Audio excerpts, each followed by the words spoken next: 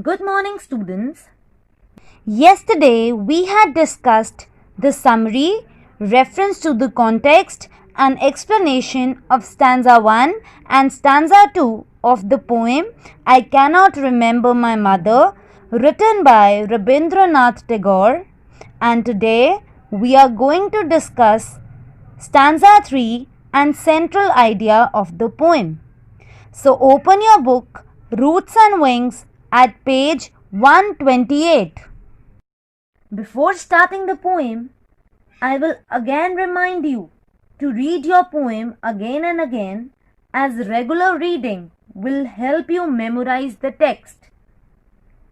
At the end of the poem, you will be able to explain meanings of difficult words as used in the poem, explain the poem in your own words, write down the central idea of the poem, and you will be able to understand the piousness of a child-mother relationship. Now let us read stanza 3. I cannot remember my mother, only when from my bedroom window I send my eyes into the blue of the distant sky. Send my eyes means look fixedly. Distant means far away. Of the distant sky means dur akash ka. I feel that the stillness of my mother's gaze on my face has spread all over the sky. The word gaze means to stare. The word spread means to scatter. All over the sky means pure akash mein.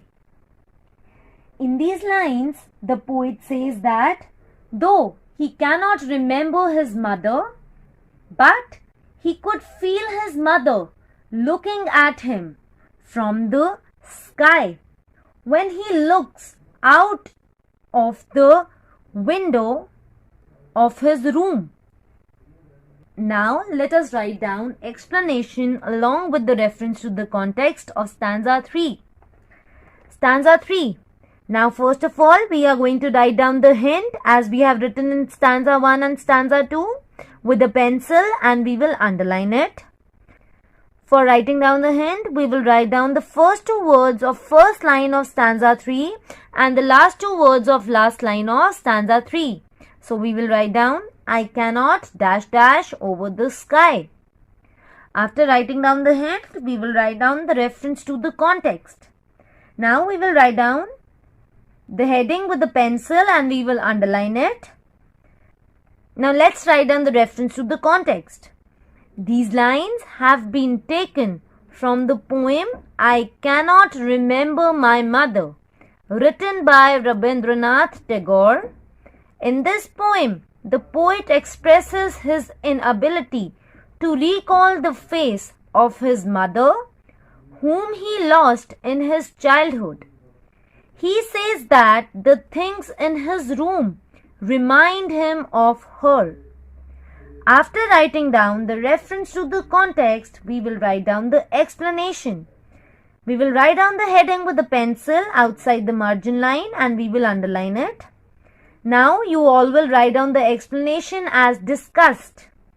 Now see children, these words like shuli flowers, morning service, playthings, tunes, blue sky are creating images in your mind. When we are talking about flowers, the image of flowers will come in your mind. When you are talking about morning service, the tunes, you will be straight away taken to a temple by your mind. You will be reminded of a temple. So, the poet, through these words, is creating images in your mind. Now, let us start with the central idea. But before starting, let me tell you what central idea is. Central idea is the main idea conveyed through the poem.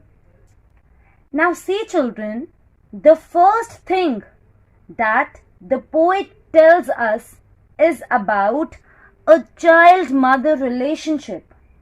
So, through this poem, the poet gives us a message that the child-mother relationship is the most pious one.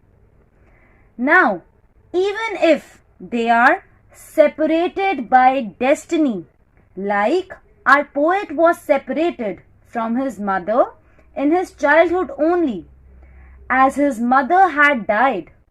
So even if a child is separated from his mother by destiny, they are always united at heart.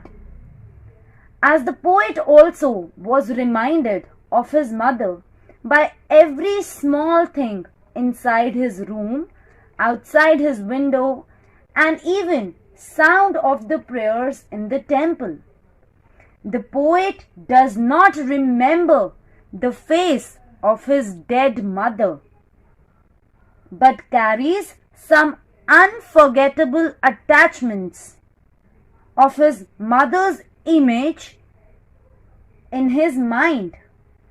So now, toys, showy flowers, morning service, blue sky are some of the attachments which reminds poet of his dead mother. So now, have you understood what is the main message given by this poem? This is your central idea. Let us read the central idea. Through this poem, the poet gives a message that a child-mother relationship is the most pious one. Even if they are separated by destiny, they are always united at heart. The poet does not remember the face of his dead mother, but carries some unforgettable attachments with his mother's image in his mind.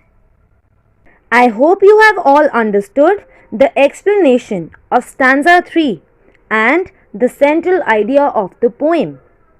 Now, do the explanation of stanza 3 along with the reference to the context, central idea of the poem, and the word meanings on your fair copies.